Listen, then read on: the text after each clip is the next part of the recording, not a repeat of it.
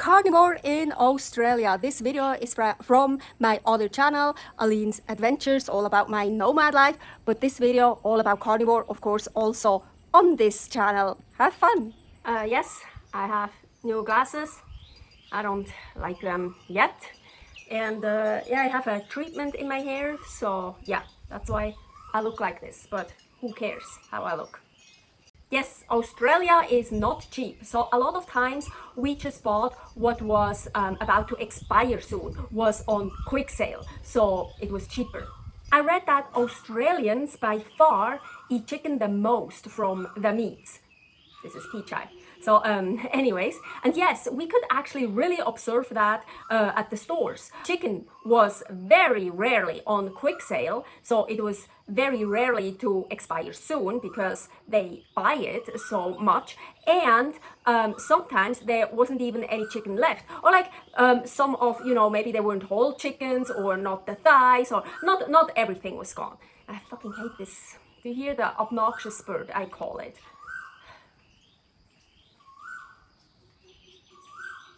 Paul said Australians are, like most people, brainwashed. They don't buy fatty and red meat because but there was still lots of delicious lamb, pork, fatty lamb around, or a beef steak is much more healthy than meat pies, Tim Tams, or chicken parmigiana.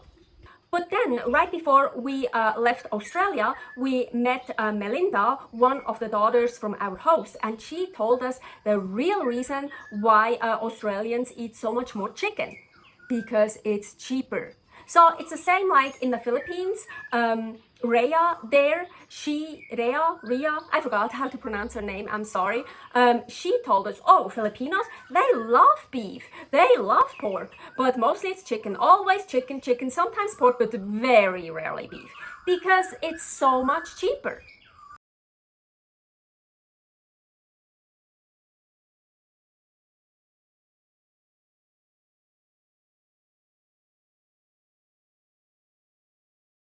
Melinda also told us that during the 90s, lamb was much cheaper than chicken in Australia. Can you imagine that? So they used to eat lamb all the time, her kids, the families, so much more lamb. They ate lamb, but then it changed, and chicken got so much more affordable than lamb, so much more cheaper. So then they switched. Then they started just eating mostly chicken. So yeah, it's the price. It's because of that.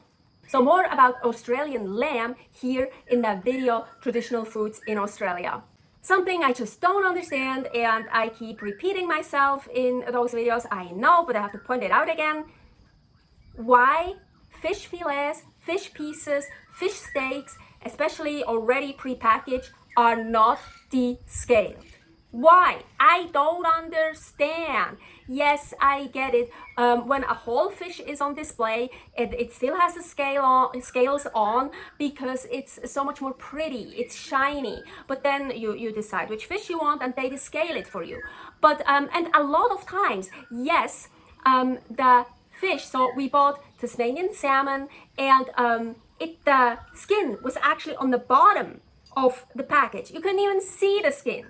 And it wasn't descaled. It's so much fucking harder to descale a piece of fish, a fillet or a steak or a piece, whatever, than the entire fish. It's I fucking hate it, and I don't understand. I don't understand why. So I was thinking, okay, maybe the fish stays longer fresh when it still has the scales on, you know? But no, it's actually the opposite, because dirt can trap underneath the scales, so it doesn't stay fresh as long. So it's actually the opposite. It would be even better to descale the fish. And I'm so glad that fucking bird stopped, because it's like, it always gets louder, you know? It's like, so it's like, yeah, I'm in the jungle here in Mae Rin, Thailand. I'm totally fine with those birds and stuff, but not when I'm filming. So back to Australia and carnivorous foods there. And so it's not just that dirt gets trapped underneath the scales of a non-descaled fish or fish piece, also bacteria. That's what I wanted to add here. And more about Tasmanian salmon also in a video that I already mentioned, Traditional Foods in Australia. And of course there I will also talk about kangaroo meat. eggs weren't cheap either, and there were no flats of eggs. The biggest carton we could find contained 18 eggs. A flat would contain 30 eggs. But we still bought the 10 egg carton because they were cheaper. So except for when the 18 egg carton was on sale. But the 18 egg cartons, those we could only get in Newcastle. The only Coles there was in Tea Gardens, not a really big one, a good size one, but not a huge one. They only had eggs in 10 egg cartons. So the 18 egg cartons they didn't have in that Coles. Oh, okay, I have to tell you this. So once Paul was there and saw eggs on sale, and you know how I am about sales. Love it. So there was an Asian guy there, super stressed out. And he already had an entire case full of those egg cartons in his cart. So like a case full of those egg cartons. There was another case and 2 single egg cartons left. Paul picked up one of the single cartons to inspect it, and as soon as Paul picked that one up, the Asian guy came over and took all the rest of the eggs that were on sale, everything. And Paul just was there and tried to inspect the eggs, like figure it out, oh, what is this sale about? So yeah, I wasn't there, he told me all that when he got home. So he told me what he paid for that egg carton that was on sale, and I did the math, and it came to about 30 Australian cents per egg. What is crazy fucking cheap for Australia and eggs. Like insane. So sad he wasn't able to get more, but I'm so happy he at least got that one carton. Shit, if I would have been there, I would have gone crazy too, like the Asian guy. Such a crazy deal. Oh my god, I would have taken a carton too. I remember back in Reno, Nevada, the United States, where we were living before. So when there were crazy deals, there was usually like a limit 2 per person sticker there or something. So you weren't allowed to buy more than 2. And I actually think that's a good thing because so it's more fair and other people can profit from that crazy deal as well, and not just one guy buys everything. Paul actually saw at Coles many times eggs on sale. You see the sticker, but they were always already gone, all of them. Oh, to be clear here, about that Asian guy, I would be the same. A crazy deal on seafood, meat, or eggs, I'll take everything mine. I would be like the Asian guy. Yes, I would freak out, I go crazy, I'll take everything. No, actually not. Actually, it depends, and I know that because it happened before. So I know that's what I would do because I did it before. So if there is a crazy deal and there's like really a lot, I'll take a lot for me, but I'll leave some because I feel like, hey, then others have something too. So I am like that. I've done that before. I know that. But if there's a crazy deal and then there's not much around, I'll take everything. Everything is mine. Mine. Yep, that's how I am. We had a grill in Australia. There is one. That's not on purpose. I set it up like this. But yeah, we had a nice grill in Australia, but unfortunately a gas grill. So actually this one here is 100,000 times better because I love wood. I love charcoal. I love gas stove. But for grill, a gas grill, nah. But hey, at least we had a grill. That's still cool. And I even let Paul barbecue actually quite often for both of us. And you probably think now, oh, no big deal. Well, who cares? What's that about? Nothing special about that. But actually, for me, it is.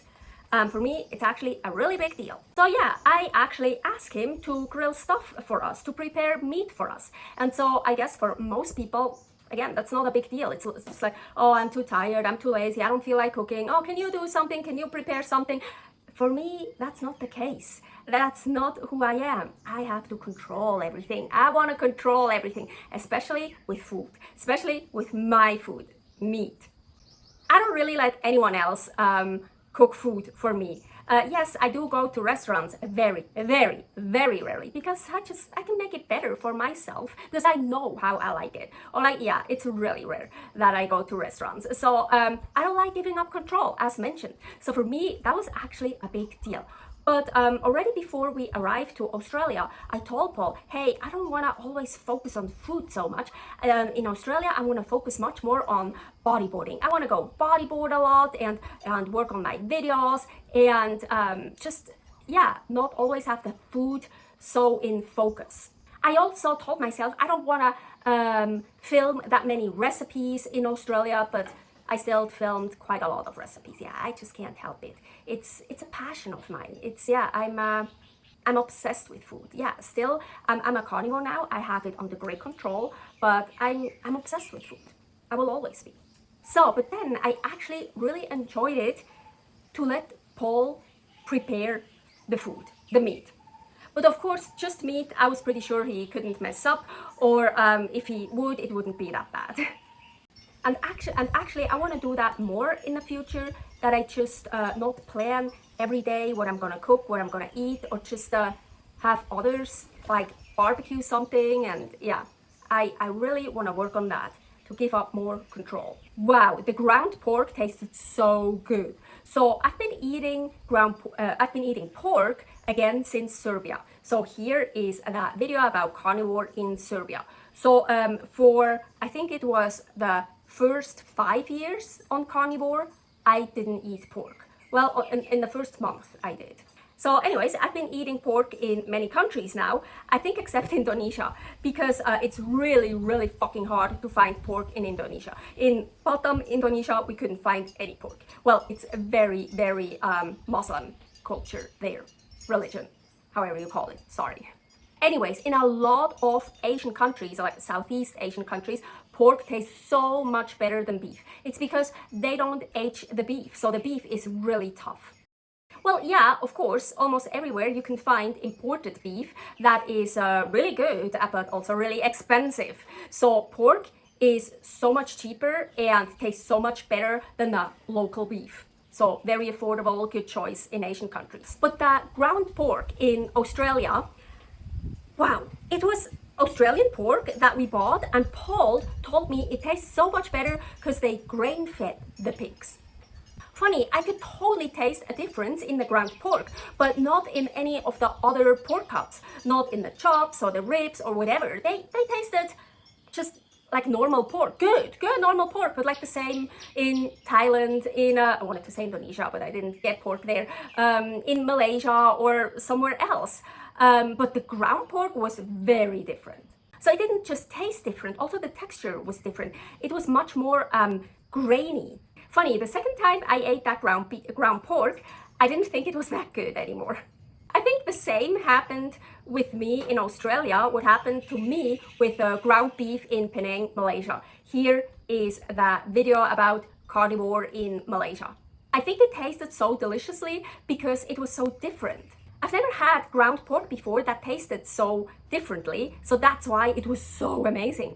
As a carnivore, I don't always get much variety, so if I get something pretty normal like pork, ground pork, that tastes completely different, it's like wow to me, it's like a change, it's like so awesome, it's so cool. But actually, I liked the other pork I had so far in Southeast Asia and in Europe much better than that ground pork I had in Australia. It was a nice change, it was great, but if I would have to have this ground pork all the time, every day, I would get really sick of it. So I actually prefer that regular, normal tasting ground pork. Oh, I know that ribeyes in Australia are called Scotch fillets. I'm talking about beef, yes. But what are pork Scotch fillets? A pork ribeye? I mean, that would make sense, but it looked much more like neck. Yes, I looked it up. It's the neck. A completely different cut. So I get it. We're in a different country, and even they speak the same language. I'm talking about Australia, I'm speaking about English. They have other terms. I get that. That's okay. I'm okay that the beef ribeye is called Scotch fillet. I'm okay with that. But then you call the neck from the pork Scotch fillet, and the ribeye is from the ribs ribeye from there, and it's from a completely different cut. So please then you would call the chops, the pork rib chops, those are the Scotch fillets. Actually, those are the pork ribeyes. So rib chop, that makes sense. It's from the rib. You don't have to call it ribeye yeah, the beef. It's a ribeye. Pork, it's a rib chop. That's okay. But to use the same word for a completely different part in the body is fucking stupid. I hate that. That's just, it doesn't make sense, and it's like very confusing. You know, one Scotch fillet is here and one is here. Well, I'm not animal, but yeah, I also have a neck, I also have ribs, yeah. So it's fucking weird. Oh, I also saw pork belly pieces labeled as pork spare ribs. What is super weird? It doesn't even make sense. So again, the belly is here. The ribs are, well, I want to say Australians, but it could also be British, right? I mean, I think Scotch fillet is British. I don't know. Don't hold me to it, because I know, well, the Brits settled into Australia, so also the language is Australian language, but a lot comes from the British English and stuff. But then it also changed to their own customs and own language. So I don't know whose fault it is. It's just fucking stupid. Also, there was still some sour cream left in the fridge when we arrived. Wow, it looked so thick. It reminded me of crème fraîche from Switzerland. Well, actually from France, but they also have it in Switzerland. I'm Swiss, so I remember it from Switzerland, crème fraîche. And we call it the same. It's called crème fraîche. So anyways, yes, because Australian sour cream was basically the same fat content like crème fraîche. So it's the same. Online, it says Australian sour cream contains 35 to 38% fat, and crème fraîche contains 30 to 45% fat. Clearly more than the 20% fat in the regular American sour cream. Oh, and I'm talking just about non-light products, just normal, regular products. Paul loved it and he bought more. And I, of course, didn't mind it at all. Hey, it's 100% carnivore. Just unfortunately, it's pasteurized. Raw dairy is not allowed in Australia, and it's from cow's milk, so it wasn't anything for me, so I didn't even taste it. Because I only consume raw goat's or raw sheep's milk. Oh, sooner or later, I'm gonna consume cow's milk again. And only raw, of course. I'm a strong believer that pasteurized milk is dead milk. So there's no benefits in consuming it. Just getting more calories that I'd rather get from something else, like a fatty steak or something that gives me also benefits. Okay, you could make kefir or yogurt out of pasteurized milk. So you get some good bacteria back in there and you have better benefits. But now imagine raw milk in kefir or Philly yogurt or whatever yogurt. Oh, superfood! Even double the good bacteria and stuff. Pasteurized milk is just bullshit. It's my opinion. So here I get to raw milk, and as already mentioned, unfortunately, Australia is another country where raw milk and even raw dairy like raw milk cheese is illegal. So sad. But I read you can buy it as bath milk, so or for pets, of course, so from a pet store. So you can get raw milk as bath milk, it's called bath milk, or from a pet store. And I actually found it online, but I decided not to order it. At that time I didn't know exactly where we would be after Australia, but I knew very soon we would come back to Mae Rim, Thailand, where I am right now, and we were here already last year, and I found great raw goat's milk, delicious raw goat's milk here, quite expensive, and they just upped the price. Actually, no, it's still the same price, but instead of 900 grams, you get 800 grams now. Fucking assholes. Anyways, so I knew we would come back here for 3 months, so I have a lot of raw goat's milk here now, so I didn't need it for those 3 months in Australia. I love raw goat's or sheep's milk. I absolutely love it, but it's also totally fine for me to be without it for 3, 4, 5, 6 months if I would live somewhere. I told that Paul many times, if we decide to settle down somewhere, I need to be able to get raw goat's milk. Yes, even if it's, well, we used to live in Reno, Nevada. It's illegal there, but it's legal in California, it's right next to it, or in Utah. Or I have my own source, a farm where I could get it. Well, they delivered it even. So yeah, if I settle down somewhere, if I live somewhere for a longer time, permanently, or however you want to call that, I want access to raw milk. But traveling around like this, I'm totally fine if I don't get it for a while. I miss it, but it's totally okay. So So we were staying in Tea Gardens, Australia from October 30th, 2025 until January 28th, 2026. Where we were living there was, as mentioned, a good size Coles, I would say, and also a butcher. It's like 2 to 5 minutes walking distance. Awesome! I was so excited to buy liquid egg whites and the Thai clean fish sauce from Squid brand at Coles. Because yes, I already looked it up months earlier before we were in Australia online that Coles has those two items. So I was super excited to get them. But as mentioned, the Coles we had in Tea Gardens wasn't very big. Actually, our host called it a big Coles. It's definitely not a big one. There are much bigger ones, but it was also not it was a good size one, yeah. But not big enough to carry egg whites and the Thai fish sauce from Squid brand, the golden one. They had the green one, and the green one that contains sugar, so no, I need the golden one. But I totally get it. I mean, Tea Gardens, no one eats that stuff, so they don't carry it. So I totally get it. Also no kangaroo meat, because no one in Tea Gardens eats that. So I was super happy that when we went to Newcastle to pick up my DHEA, it's prescription in Australia, so when we went there to pick that up, we also went to a big Coles and a Woolworths, so I found it there. We went to Woolworths first because we don't have one in Tea Gardens, and I've never been in one before. Yeah, they had the egg whites. 9 Australian dollars, not cheap for a package. $5 US dollars 90 cents. I'd say by now it's probably the same price like in the States. Yeah, I know egg whites don't have many nutrients, and why would you just eat the egg whites? Just eat the whole egg, or there are lots of people like only eat the egg yolk because it has so much more nutrients. But I absolutely love my egg semolina, and it's just so much easier to make egg semolina with the egg whites in the Tetra Pak, because if you have to separate like 20 egg whites, it's like, yeah, it's just, of course it's possible, but it's a bitch. And of course, here is the recipe for my egg semolina from my other channel, Creative Carnivore Kitchen.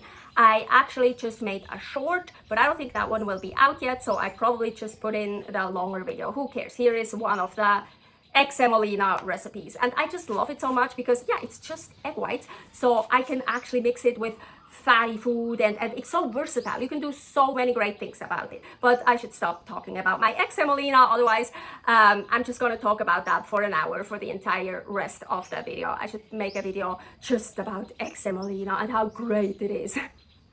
No, I probably won't.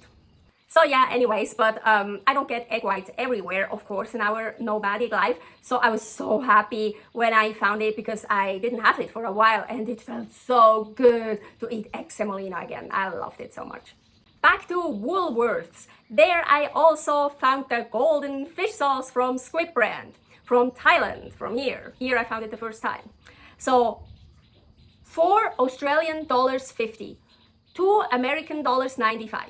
So far, I found it in Mae Rim, Thailand, here, for 1 US dollar 77, in Batam, Indonesia, for 2 US dollars 36, and in Kuala Lumpur, Malaysia, I don't remember, I didn't write it down unfortunately, but I think it was actually cheaper than here in Thailand, where it's from. Yeah, I remember because I was like super surprised. But so anyways, I wasn't surprised, of course, that it's the most expensive in Australia so far. Totally okay, but what frustrated me so much was that right after Woolworths, we went to Coles, and there it was on sale and it was cheaper. And I even told Paul when we were at Woolworths, oh, should I really buy it here or should I wait until we get to Coles and check if they have it there and how much it costs there? So at Coles, it was on sale for 3 Australian dollars 55. At Woolworths, it was 4 Australian dollars 50. Yeah, so who cares? Not a big deal. But I just love good deals. I love it when something is on sale. So it really fucking bothered me for a while that I didn't wait and check Coles first. But I was so happy I found it at Woolworths. I was like, oh, I should rather buy it now. Maybe Coles doesn't even have it. Even though I looked it up online and I knew big Coles should have it. But you never know. So yeah, I would love if these would all be my problems. Like missing a deal. Like pay a little bit more for fish sauce or the eggs. We only got 1 carton. Oh my gosh. I wish these would be all my problems. Life would be so awesome. My life is already awesome, even with serious problems. Yeah, but so about good deals, we got deals on lamb, beef, and chicken. We found some good stuff on quick sale. I always love that. Oh my gosh. And we also got some kangaroo. But again, more about kangaroo meat in that video, traditional foods in Australia that I already mentioned. We went back a second time to Newcastle and had even more luck with quick sales. Again, both in at Woolworths and at Coles. Second and last time we were in Newcastle, and yeah, we bought a lot of stuff. But look at all this. Quick sale, quick sale, quick sale, quick sale. That's how I love to shop. This is not quick sale, but we need that for Christmas. That's gonna be our Christmas lamp. This is also not quick sale. The rest, really so cool. Those were on sale too. Really cool.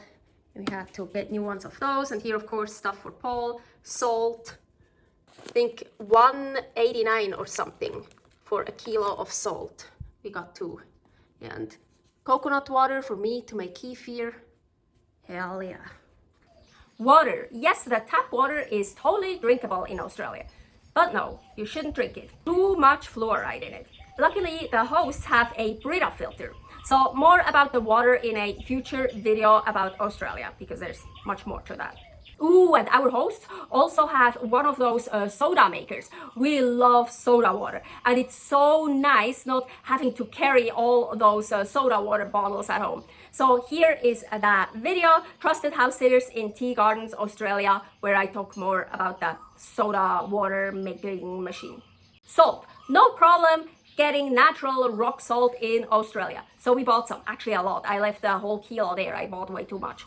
And I even extracted the salt from the ocean and consumed that as well. And I also took it with me when we left Australia, so I still have salt. I can't add any more links, but the short, extract your own sea salt, is on this channel somewhere. So yeah, I extracted my own salt from the ocean. It was so cool, but I didn't really eat much of it in Australia because I already got that taste too many times in my mouth when I was bodyboarding. But now it's like amazing, it's great, and it really, yeah, of course, it tastes like the ocean there. It's awesome.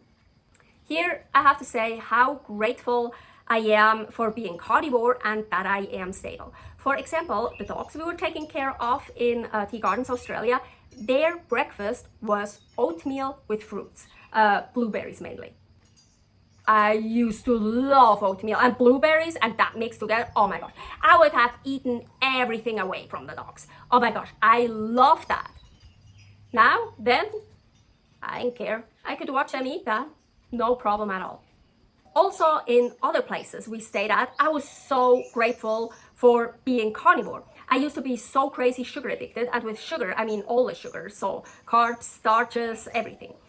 So anyways, I used to be so addicted, I was binge eating like crazy, eating in secret and almost constantly just thinking about food. I couldn't think about anything else than food. Yeah, I mentioned it, I'm still obsessed with food, I will always be, but I can do other things. I can also not think about food and concentrate on other things. But so for example, in the Philippines and in Malaysia, we were staying in places that were full of foods, sweets, carbs, snacks, vegetables, nuts, fruit. 3 years ago, I couldn't have handled it. And now I can very, very proudly say I didn't eat anything, nothing. I came so far. I'm so proud of myself. Since my hormones are much better regulated now, I can do that. I have no problems at all.